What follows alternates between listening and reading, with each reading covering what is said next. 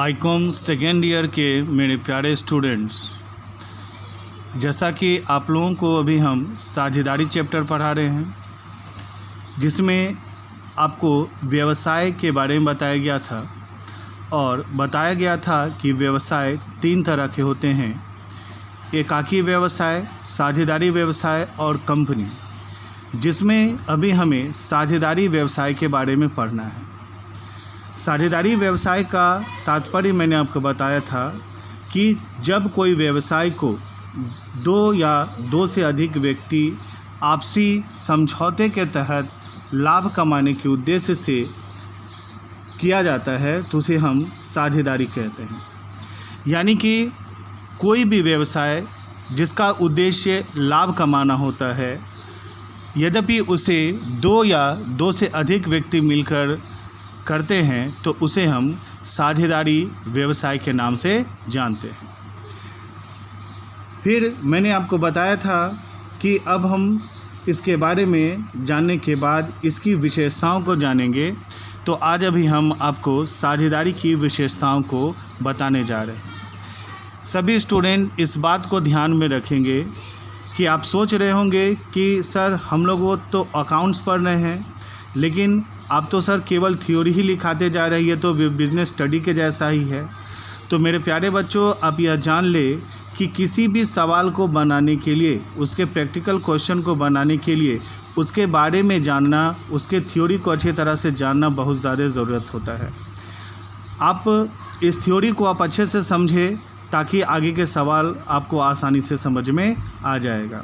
तो स्टूडेंट्स, अब हम लोग पढ़ेंगे कि साझेदारी की कौन कौन सी विशेषताएं हैं।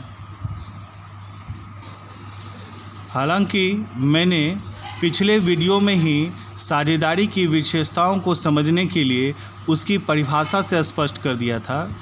उसकी परिभाषा में मैंने लिखाया था कि जब 2 या 2 से अधिक व्यक्ति लाभ कमाने के उद्देश्य से किसी खास समझौते के तहत व्यवसाय करने को तैयार हो जाते हैं तो उसे हम साझेदारी कहते हैं। तो वहीं से निकल कर आया कि साझेदारी की सबसे पहली विशेषता है कि 2 या 2 से अधिक व्यक्ति का होना। क्योंकि आपको मालूम है कि व्यवसाय अगर एक व्यक्ति के द्वारा किया जाए तो वह एकल व्यवसाय हो जाएगा, लेकिन जब उसी व्यवसाय को हम 2 या 2 से अधिक व्यक्ति के द्वारा करते हैं तभी वह साझेदार बनता है। इसलिए साझेदारी की सबसे पहली विशेषता है 2 या 2 से अधिक व्यक्ति का होना। अब आपके मन में यह प्रश्न उठ रहा होगा कि सर कम से कम तो 2 चाहिए, लेकिन अधिक से अधिक कितना चाहिए? क्या अधिक से अधिक कितना रख सकते हैं? तो उसका भी जवाब मैंने यहाँ लिख दिया है कि साझेदारी के लिए यह आवश्यक है कि उसमें कम से कम 2 व्यक्ति साझेदार हों। परंतु कंपनी अधिनियम 2014 के नियम 10 के अनुसार एक साझेदारी फर्म में साझेदारों की अधिकतम संख्या 50 तक हो सकती है, इससे अधिक नहीं होगा। यानी कि साझेदारी की पहली विशेषता है कि साझेदारी के लिए कम से कम 2 व्यक्ति होनी चाहिए। और अधिक कितना हो सकता है? तो कंपनी अधिनियम 2014 के नियम 10 के अनुसार साझेदारी फर्म में साझेदारों की अधिकतम संख्या 50 तक हो सकती है। मेरे प्यारे स्टूडेंट, इसको ध्यान में रखिएगा कि अकाउंटेंसी का जब प्रश्न एग्जामिनेशन में आता है तो उसमें केवल प्रैक्टिकल क्वेश्चन ही नहीं बल्कि थ्योरी क्वेश्चन भी पूछे जाते हैं, जिसमें साझेदारी की विशेषता या लक्षण कई एक बार पूछा गया है। आपका ऑब्जेक्टिव में भी पूछा जा सकता है क्वेश्चन कि साझेदारों के लिए कम से कम कितने व्यक्ति की होनी ज़रूरत है, तो उसका जवाब होगा 2 या 2 से अधिक व्यक्ति। फिर प्रश्न यह हो सकता है कि 2 या 2 से अधिक व्यक्ति के अलावा अधिकतम साझेदार में कितने हो सकते हैं, यानी एक साझेदारी संस्था में अधिकतम साझेदारों की संख्या कितनी हो सकती है? तो 50। तो अब आपको ये समझ में आ गया होगा कि मैं थ्योरी क्यों बता रहा हूँ, क्योंकि आपके एग्जामिनेशन में 25 मार्क्स का ऑब्जेक्टिव भी आता है। तो यानी कि हम यहाँ से ऑब्जेक्टिव भी समझ सकते हैं। 15 से 20 मार्क्स का थ्योरी आता है तो वो थ्योरी जानेंगे, तो यहाँ से एग्जामिनेशन के पॉइंट ऑफ व्यू से भी ये थ्योरी जानना ज़रूरी है और क्वेश्चन को भी समझने के लिए ज़रूरी है। इसलिए इस थ्योरी को अच्छी तरह से समझिए। तो हम समझ चुके हैं कि साझेदारी की पहली विशेषता है 2 या 2 से अधिक व्यक्ति का होना, यानी कम से कम 2 और अधिक से अधिक 50। दूसरा है अनुबंध या समझौता। अब अनुबंध या समझौता क्या है, यह जानिए कि एक साझेदारी के लिए अनुबंध या समझौता का होना सबसे ज़्यादा ज़रूरत है, क्योंकि इसमें एक ही व्यवसाय को दो या दो से अधिक व्यक्तियों के द्वारा चलाया जाता है। तो एक बिजनेस में बहुत सारे टर्म्स आते हैं।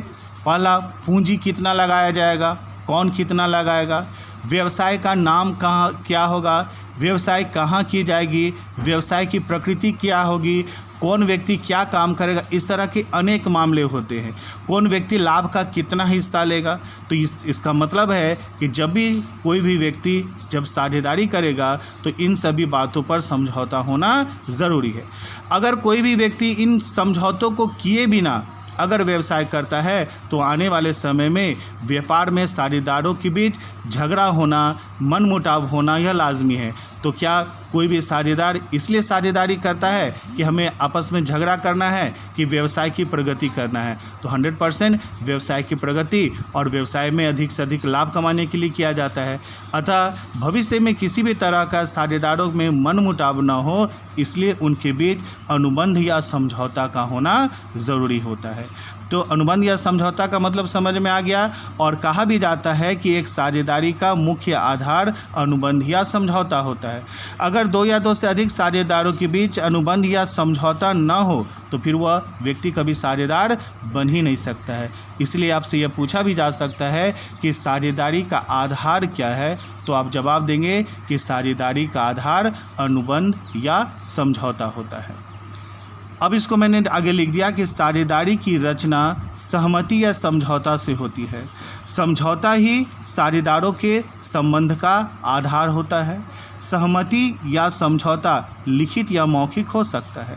इस चीज़ को आप ध्यान रखिएगा, ये ऑब्जेक्टिव क्वेश्चन में आ सकता है कि साझेदारों के बीच जो समझौता होती है वो कितने तरह के हो सकते हैं। तो जवाब है 2 तरह के हो सकते हैं, एक लिखित या मौखिक। ठीक है, मौखिक समझौता भी वैध होता है, लेकिन किसी भी विवाद से बचने के लिए समझौता लिखित रूप में होता है। यानी कि आप जानते हैं कि समझौता दोनों तरह के होते हैं, लिखित या मौखिक। लेकिन लिखित का प्रमाण होता है, उसे हम कभी भी प्रस्तुत कर सकते हैं विवाद होने पर, लेकिन मौखिक का नहीं। इसलिए समझदार व्यक्ति जो है वो लिखित समझौता करते हैं, लेकिन मौखिक समझौता भी हो सकती है। तो अब आप जान चुके हैं कि साझेदारी की 2 विशेषता आप जाना। पहला, 2 या 2 से अधिक व्यक्ति का होना। दूसरा जाने अनुबंध या समझौता का होना। तीसरा अभी हम लोग जानेंगे वैधानिक व्यवसाय।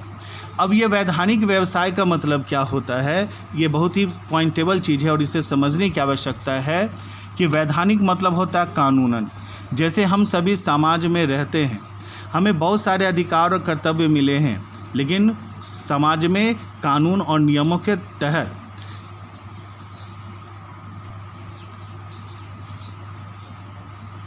यहाँ पर वैधानिक का मतलब है कानूनन रूप से, यानी कि 2 या 2 से अधिक व्यक्ति द्वारा ऐसे ही व्यवसाय किया जा सकते हैं जिसे सरकार ने मान्यता दी है। जैसे 2 या 2 से अधिक व्यक्ति आपस में मिल जाए, जैसे राम और श्याम, और यह कहे कि भैया दोनों मिलकर हम आज रात में कहीं चोरी करते हैं और उससे जो लाभ होगा साझेदारों के बीच में हम बांटेंगे।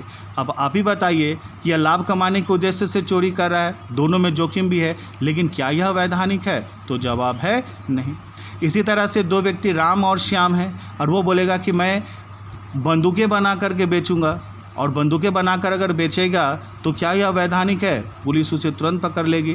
तो इसका मतलब है कि व्यवसाय ऐसा होना चाहिए जो कानून के मुताबिक हो। इसलिए कहा गया कि व्यवसाय वैधानिक होना चाहिए, यानी साझेदारी या अनुबंध का उद्देश्य व्यवसाय करना होना चाहिए, ना कि कोई असामाजिक कार्य करनी चाहिए।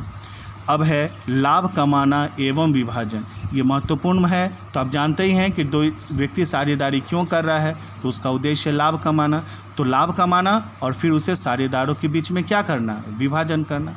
अगर कोई व्यवसाय साझेदारी कंपनी में लाभ होगा परंतु साझेदारों के बीच में विभाजन नहीं करेगा, तो क्या कोई भी व्यक्ति साझेदारी बना रहेगा? तो आप खुद कहेंगे कि नहीं। साझेदारी क्यों कर रहा है? लाभ कमाने के लिए। तो स्वाभाविक है वो साझेदारों के बीच में क्या होना चाहिए, विभाजन होना चाहिए। उसके बाद है संचालन। अब यहाँ पर संचालन का मतलब है कि यह जो साझेदारी फर्म बना, इस साझेदारी फर्म को कौन चलाएगा? तो जवाब है साझेदार चलाएगा। कौन साझेदार चलाएगा? तो सभी साझेदार चलाएंगे या सबकी ओर से कोई एक व्यक्ति चला सकता है। तो यही लिखा गया है कि व्यापार का संचालन सभी साझेदारों के द्वारा अथवा उन सब की ओर से किसी भी एक साझेदार द्वारा किया जा सकता है। उसके बाद यहाँ पर है दायित्व असीमित। तो असीमित दायित्व का मतलब है एकाकी व्यापार की तरह साझेदारी व्यापार की सदस्यों का भी दायित्व असीमित होता है, यानी जब अधिकार असीमित होगा तो दायित्व भी असीमित होगी। तो इस तरह से आपने 6 विशेषताओं को पढ़ा साझेदारी की। पहला विशेषता आपने पढ़ा 2 या 2 से अधिक व्यक्ति का होना, दूसरा अनुबंध या समझौता का होना, तीसरा वैधानिक व्यवसाय, चौथा लाभ कमाना एवं विभाजन करना, फिर संचालन और असीमित दायित्व। उम्मीद करते हैं कि आप इस वीडियो को समझ रहे होंगे। आप सभी स्टूडेंट्स इस वीडियो को पॉज कर करके इसे अच्छे तरह से नोट कर लीजिएगा। अब यहाँ तक आपने पढ़ा साझेदारी की विशेषताएं, और अब हम आपको बताने जा रहे हैं कि साझेदारी का जो मुख्य आधार होता है वो क्या होता है? अनुबंध या समझौता। और आप जान चुके हैं कि अनुबंध या समझौता कितने तरह के होते हैं? 2 तरह के होते हैं, एक लिखित और मौखिक। तो आज अभी आपको आगे इसमें बता रहे हैं कि अनुबंध या समझौता क्या है।